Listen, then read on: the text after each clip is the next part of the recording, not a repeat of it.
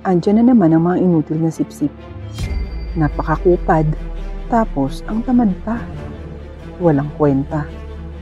Bakit ba nandito pa yan? Nararapat lang sa mga hampas lupang yan sa basurahan.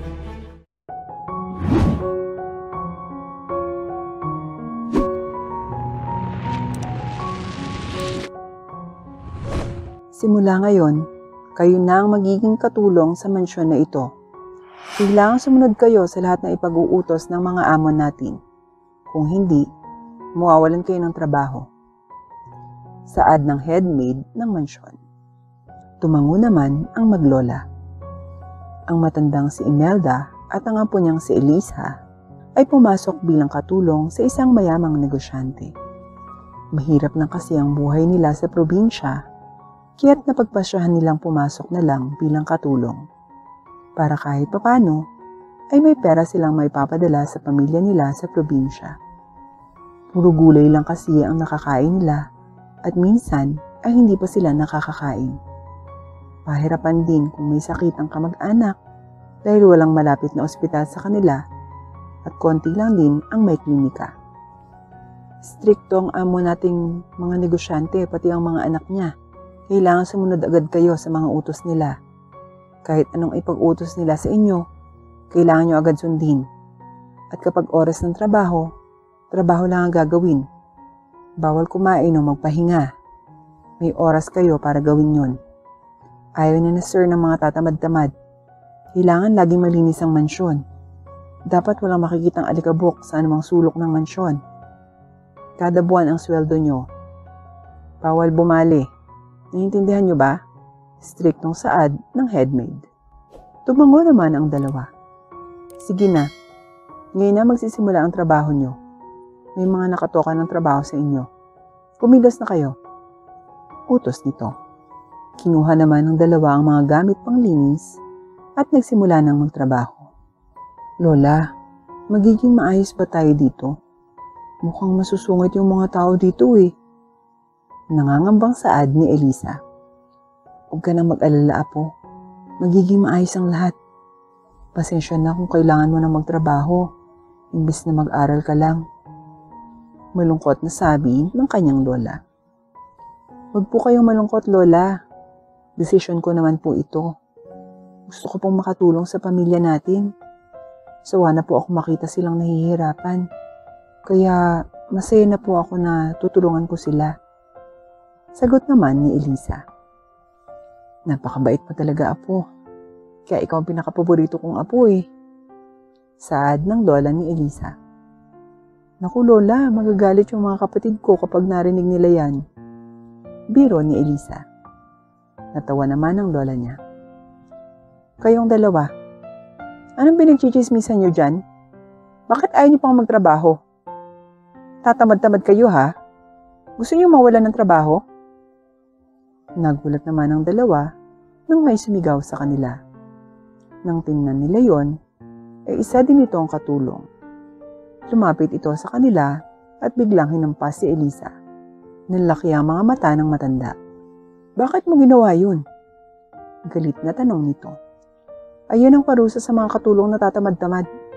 Magpasalamat ka nga at matanda ka, kaya hindi na kita sinaktan. Magpasalamat kayo na ako ang nakakita sa inyo. Kung iba yun, siguradong tanggal na kayo sa trabaho. Magtrabaho na kayo kung ayaw niyo pang matanggal sa trabaho. Sigaw nito at iniwan na sila. Ayos ka lang ba, apo? Nag-aalalang tanong ng lola ni Elisa. Tumango naman si Elisa. Ayos lang po ako, lola. Sige po, magtrabaho na po tayo. Mamaya na lang po tayo mag-usap. O sige, mauuna na ako. Mukhang malayo pa kasi nakatoka sa akin. Good luck, apo. Ngumiti na lang si Elisa. Nagsimula nang magtrabaho si Elisa. May mga kasama din silang mga katulong na nagtatrabaho rin. Sa kalagitnaan ng pagtatrabaho ni Elisa, ay nagtaka siya nang biglang tumigil na sa paglilinis ang mga kasama niya kahit oras pa ng trabaho. Saan kayo pupunta? Tanong ni Elisa. Wala kang paki. Masungit na saad ng mga ito at inirapan siya. Kumunot naman ang noo ni Elisa. Hindi pa tapos yung trabaho nyo. Hindi niyo pwedeng basta nalang iwan yung mga to. Tinaasa naman siya nito ng kilay. Huwag kang mangialam dito. Gusto mo ba ng gulo? Ang bago-bago mo pa lang dito, ang dami mong alam. Kilalanin mo ang binabangga mo. Umunda ka sa amin kapag nagsumbong ka. Pagbabanta nito. Tama lang na isumbong ko kayo dahil hindi patas sa mga nagtatrabaho ng mabuti ang ginagawa nyo. Naging katulong pa kayo kung tamad rin lang din pala kayo. Ikinainis ito ng ibang mga katulong sa kanya. Ikaw, masyado kang pakialamera. Gusto mo ba talaga ng gulo? Sige, yun palang gusto mo eh. Itong bagay sa'yo. Galit na sigaw nito at sinabunutan si Elisa. Ano, kaya mo ba kami? Gustong isumbong para sumipsip sa mga amo natin? Asa ka na lang. Dahil kahit anong gawin mo, wala silang pake, lalo na sa mga probinsyanang katulad mo. Galit na sigaw nito at ninugod pa ang mukha niya sa sahig na tila ba isa siyang basahan. Pinalibutan pa siya ng mga katulong at pinagtulungan siya. Sinabunutan at pinagtatadyakan siya ng mga ito. Pumutok pa nga ang mga labi niya dahil sa ginawang pagngudngod sa kanya. Habang si Elisa naman ay sinubukang lumaban, ngunit talo siya dahil marami ang mga ito at mag-isa lamang siya. Itiko mo yung bibig mo, kung hindi, hindi lang yun ang mangyayari sa'yo. Pagbabanta ng mga ito kay Elisa. Gulong-gulo naman ang buhok ni Elisa at ang dumi na rin ang uniformeng suot niya. Anong kahuluhan ito? Napatingin naman ang lahat nang dumating ang headmaid. Tumango lahat ng mga katulong. Wala naman po. Tinuturuan lang po namin ng leksyon ang bagong katulong nito. Mukhang hindi kasi niya alam ang patakaran dito sa mansyon. Pagsisinungaling ng katulong. Oo nga po, kabago-bago pa lang niya dito. Nanggugulo na agad siya. Ma'am, kailangan talagang turuan ng leksyon ng babaeng yan. Saad ng isa pa. Tumayo naman si Elisa at ipinagtanggol ang sarili. Nagsisinungaling sila, ma'am. Pinagsasabihan ko lang naman sila na huwag silang umalis dahil hindi pa tapos ang trabaho nila. Pero nagalit sila at sinaktan ako. Pinagbantaan pa nila ako. Huwag kang maniwala sa kanya, ma'am. Siya yung nagsisinungaling. Saad ng mga katulong. Manahimik kayo. Ikaw. Saad nito at itinuro si Elisa. Sumunod ka sa akin. Kayo naman, tapusin niyo ang mga trabaho niyo. Sigaw nito. Tumango naman ang mga katulong. Tumingin ang mga ito kay Elisa at sinamaan siya ng tingin. Sumunod naman si Elisa sa headmaid. Ikaw, ang bago mo pa lang dito, nagugulo ka na agad. Ang laki pa naman na expectations ko sa'yo dahil mukha kang matinik. Pero mukhang mali yata ako. Dahil dyan, matadagdagan ang trabaho mo. Ikaw na ang maglilinis ng kwadra ng mga baboy at kabayo. At kapag may iniutos sa mga amo natin, sundin mo agad. Ayoko nang tatamad-tamad. Sige na, kumilos ka na. Utos nito. Ipagtatanggol sana ni Elisa ang sarili, pero agad na itong umalis. Wala nang nagawa si Elisa, kundi sundin ang utos nito. Naparusahan siya, kahit wala naman siyang kasalanan. Habang naglilinis siya ng kwadra, ay biglang dumating ang anak ng amo niya. Ikaw, may iutos ako sa'yo. Bilisan mo. Utos nito. Tumango naman si Elisa at agad na sumunod dito. Pumasok sila sa mansyon. Paliguan mo yung alaga kong pusa. Dapat mabango yun pagkatapos ha. Agad naman itong sinunod ni Elisa at dinala ang pusa sa banyo para paliguan. Nagpupumiglas ang mga ito at kinakalmot siya. Puro kalmot na siya pero pinaliguan pa rin niya ang pusa. Pagkatapos ay pinatuyo na niya ito. Bigla namang nagalit ang amo niya. What did you do? Bakit ganyan yung amoy niya? Hindi mo ba ginamit yung lavender shampoo? Tanga ka ba? Galit na sigaw ng amo niya. Hindi niyo naman po sinabi kung anong gagamitin ko. Ginamit ko lang po yung nakita kong cat shampoo. Katwiran ni Elisa. So, ako pang sinisisi mo sa katangahan mo. Kung sana, di ba nagtanong ka? Buisit, inutil. Galit na sigaw nito. Anong gagawin mo? Amoy lemon tong pusa, gusto ko nga lavender. Sigaw nito.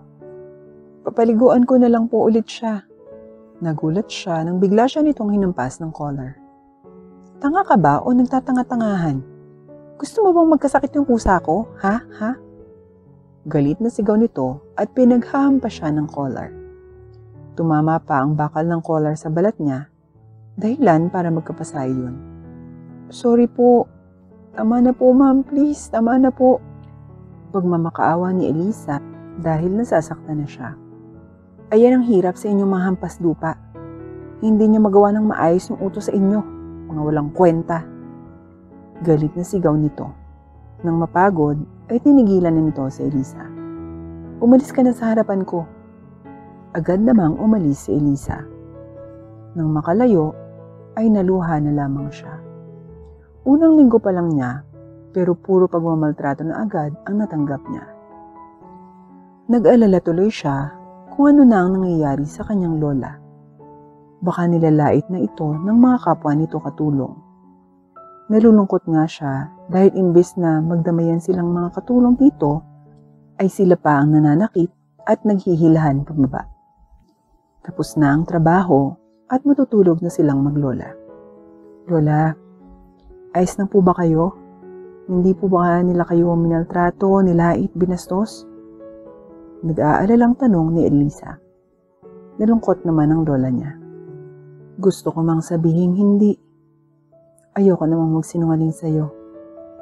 Nilait, niltrato ako ng mga amo natin. Sinabi nilang makupad at batugan ako. Intampas din ako dahil hindi ko kagad nagawa yung iniutos nila. Kwento ng lola ni Elisa. Naluha naman si Elisa. Lola, paano kaya kung umalis na tayo? Ayoko pong makita kayong nahihirapan. Hindi ko po kayang malaman na sinasaktan kayo dito. Lumuluhang sambit ni Elisa. Pinunasan naman ng lola niya ang luha niya. Kailangan nating magtiis. Mas ayos na to kaysa mamatay tayo sa gutom sa probinsya. Konting tiis na lang, apo. Pasensya na. Sobrang nasasaktan naman si Elisa. Ito ang isa sa mga dahilan kaya gusto niyang yumaman. Hindi niya kayang makitang nahihirapan ang pamilya niya. Kung mayaman lang sila, hindi nila mararanasan ang mga ito. Kaya't ipinangako niya sa sarili na magsusumikap siya para yumaman at maging matagumpay sa buhay para hindi na sila maghihirap pa. Lumipas ang mga araw, tiniis nilang maglola ang pagmamaltrato ng mga amo nila at ng iba pang mga katulong sa kanila. Sari-saring panlalait ang natatanggap nila dahil lang sa sila ay mga taga-probinsya. Andiyan na naman ang mga inutil na sipsip. Napakakupad, tapos ang tamad pa. Walang kwenta. Bakit ba nandito pa yan? Nararapat lang sa mga hampas lupang yan sa basurahan. Pang-iinsulto ng kapwa nila katulong. Lahat ng ito ay hindi na lamang pinapansin ni Elisa. Ganoon din ang natatanggap ng pagtrato ng lola niya. Nasasaktan nga si Elisa dahil hindi niya maipagtanggol ang lola niya. Kaya lalo siyang naging determinado na magsumikap. Elisa, ikuha mo nga ako ng juice. Gusto ko yung malamig. Utos ng amo ni Elisa. Agad naman iyong sinunod ni Elisa. Agad siyang nagtimpla at ibinigay iyon sa amo niya. Ininom naman iyon ng amo niya pero agad namang dinura. Ano ba to? Galit na sigaw nito. Orange juice po. Utal na sagot ni Elisa. Binuhos naman ng amo niya sa kanya ang laman ng pitsil. Basang-basa tuloy si Elisa. Bobo, tanga, inutil. Nasa iyo na lahat. Simpleng utos lang, hindi mo pa magawa ng maayos. Inutil! Galit na sigaw nito at ibinato sa kanya ang babasaging pitsil. Linisin mo yan, leche. Nakakawalang gana ka. Manang-mana ka sa lola mong makupad. Sigaw pa nito. Kinuyom naman ni Elisa ang kamao. Gusto niyang sagutin ito, pero pinigilan na lang niya ang sarili. Onting tiis na lang, Elisa. Onting tiis na lang. Saad ni Elisa sa sarili. Nilinis na lamang niya ang kalat na ginawa ng amo niya. Tumagal sila bilang katulong sa mansyon na iyon. Lahat ng paghihirap ay tiniis nila. kahit pa sinasaktan sila at grabeng panlalait ang natatanggap nila. Grabe ka naman, Eliza. Pati ba naman ang amo natin lalandiin mo? Ganyan ka ba talaga pag galing probinsya? Gagawin ng lahat para lang magkapera? Ang kati mo din no? Pang-iinsulto nito sa kanya. Hindi na lang iyon pinansin ni Eliza. Dahil alam niya sa sarili niya na hindi totoo ang sinasabi ng mga ito. Bakit hindi ka makasagot? Ibig sabihin ba nun totoo ang sinasabi ko? Hampas lupa ka nga, malindi ka pa. Galit na naman si Eliza sa sinabi nito. Gusto niyang sabunutan ng babae, ngunit pinigilan na lang niya ang sarili dahil alam niyang magkakagulo lang. Eliza, linisin mo nga itong vase. Ingatan mo dahil mas mahal pa yan sa buhay mo. Utos ng amo ni Eliza sa kanya. Sinunod naman iyon ni Eliza. Nang matapos, ay kinuha iyon ng amo niya at nahulog iyon sa kamay ng amo niya at nabasag. Anong ginawa mo? Dahil sa'yo, nabasag yung vase. Busit ka talaga. Inutil, bobo. Paninisi nito sa kanya. Pero ma'am, kayo po yung nakabasag ng vase. Bakit po akong sinisisi niyo? Katwiran ni Eliza. Sinampal naman siya ng amo niya ng malakas sa pisngi. Sumasagot ka pa? Lumuhod ka. Humingi ka ng tawad para patawarin kita. Utos ng amo niya. Kiniyom ni Eliza ang kamao. Hindi na niya kaya. Masyado na niyang kinikimkim ang lahat ng galit niya. Tama na. Hindi ko na kayang tiisin pa yung pagmamaltrato niyo sa akin. Ang sawa na ako. Ayoko na.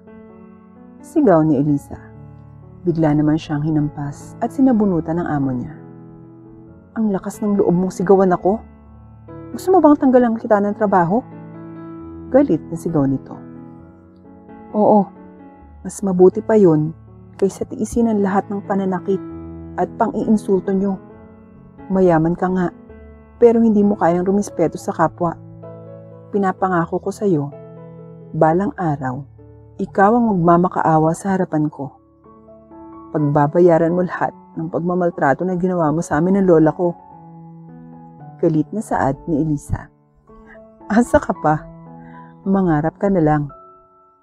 Sigaw ng amo niya. Tinanggal sila sa trabaho pagkatapos noon. Paano na yan, apo? Wala na tayong trabaho. Paano na lang ang pamilya natin sa probinsya? Naluluhang saad ng lola ni Eliza. Niyakap naman ito ni Eliza. Huwag kayo mag-alala. Ako nang bahala. Saad ni Eliza. Pakiusap. Huwag mong kunin ang lahat sa akin. Maawa ka, please. Tawarin mo ako sa lahat ng ginawa ko sa inyo noon. Hindi ko sinasadya. At dapat lang naman sa inyo yon dahil makakatulong ko kayo. Pagmamakaawa ng dating amo ni Eliza. Malamig lang na tiningnan ni Eliza ang dating amo. Ilang taon na ang nakalipas. Nagsumikap siya at ngayon ay mayaman na at isa ng bilyonarya. Hindi akalain ng dati niyang amo at ng mga dating katulong nito na yayaman siya ng ganito. Ngayon ay kinukuha na ni Eliza ang lahat ng ari-arian ng dati niyang amo dahil bankrupt na ito at ngayon ay baon na sa utang sa kanya. Sinabi ko na sa inyo, di ba? Pagbabayaran niyo lahat ng ginawa niyo sa amin. Saad ni Eliza at hindi pinansin ang pagmamakaawa ng dating amo niya. Dahil alam niyang deserve iyon ng amo niya. Sa ngayon, ay masaya na siya dahil pagkatapos ng kanyang pagpupursigi, ay mayaman na siya. Hindi na ulit siya maghihirap at ang pamilya niya.